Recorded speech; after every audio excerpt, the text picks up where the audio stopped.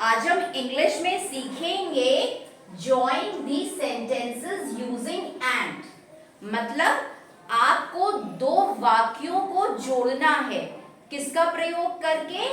And का प्रयोग करके। ठीक है? Yes ma'am. अब देखिए ग्रीन बोर्ड पर मैंने कुछ सेंटेंसेस लिखे हैं। अब इन सेंटेंसेस को मैं जोड़ूंगी और इनसे मैं नए वाक्य बनाऊंगी। तो सभी बच्चे ध्यान दीजिएगा कि कैसे मैंने एंड का यूज किया है सेंटेंसेस में। यहाँ देखिए पहला है, पहले सेक्शन में दो सेंटेंसेस हैं। इन दो सेंटेंसेस को जोड़ने के बाद मैंने एक तीसरा सेंटेंस बनाया है। इसी तरह से मैंने यहाँ पे 4 एग्जाम्पल्स लिए हैं। ठीक है? पहला सेंटेंस है सुरेश वेंट टू स्कूल। ठीक है? सुरेश स्कूल गया। Gopal went to school, Gopal school गया। अब देखिए इसमें और इसमें जो दोनों सेंटेंस है एकदम एक जैसे हैं।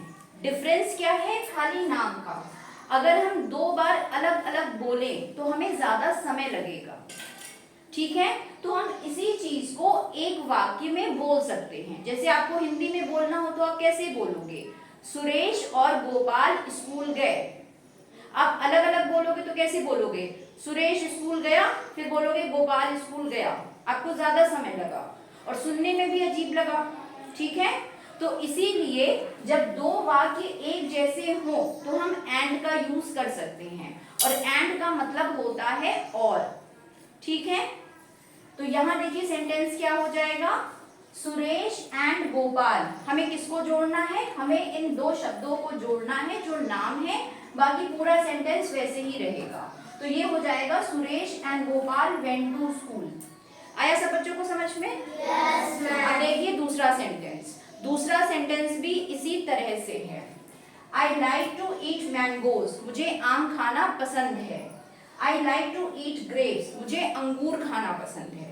तो एक चीज को मैंने 2 बार बोला कि मुझे क्या खाने में पसंद है। पहले मैंने बोला मुझे आम खाना पसंद है, फिर मैंने बोला कि मुझे अंगूर खाना पसंद है। चाहे तो मैं इस बात को एक वाक्य में बोल सकती हूँ एंड जोड़ करके। तो वाक्य क्या बन जाएगा? I like to eat mangoes and grapes. आया सब बच्चों को समझ में? यस। अब हम आते हैं थर्ड सेंटेंस पे। The cat sat on the mat. जो बिल्ली थी वो मैट यानी कि चटाई पे बैठी। The dog sat on the mat. जो कुत्ता था वो चटाई पे बैठा। अब देखो दोनों वाक्य एक जैसे हैं। डिफरेंस क्या है? जानवरों का। एक में कैट है, एक में डॉग है। अब दोनों को जोड़ो। The cat and dog sat on the mat. आया सबको समझ में? यस। अब next sentence. There are tables in my classroom. मेरे क्लासरूम में टेबल्स हैं यानी कि मेज हैं। There are chairs in my classroom. और मेरे क्लास में कुर्सियां भी हैं। ठीक है? तो मेज और कुर्सी को आप जोड़ दो। मेरे क्लास में मेज और कुर्सियां हैं।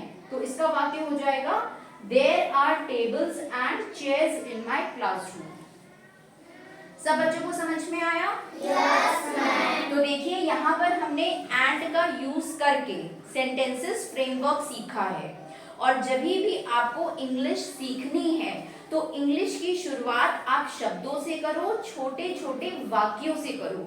जब आप छोटे छोटे वाक्य बनाओगे, उसे बोलोगे, तो आपको अपने आप इंग्लिश आ जाएगी। यहाँ पर मैंने एक सिंपल सा टॉपिक लिया यूजिंग एंड, और यहाँ देखिए मैंने कुछ सेंटेंसेस बनाए। तो इससे क्या होगा? आपकी इंग्लिश की राइटिंग अच्छी होगी, आपको इंग्लिश लिखना आएगा, आप अपने आप को इंग्लिश में एक्सप्रेस कर सकते हो। तो सब बच्चे इसे अपनी नोटबुक्स में नोट कर लीजिए, फिर इसके आगे मैं आपको और बताऊंगी।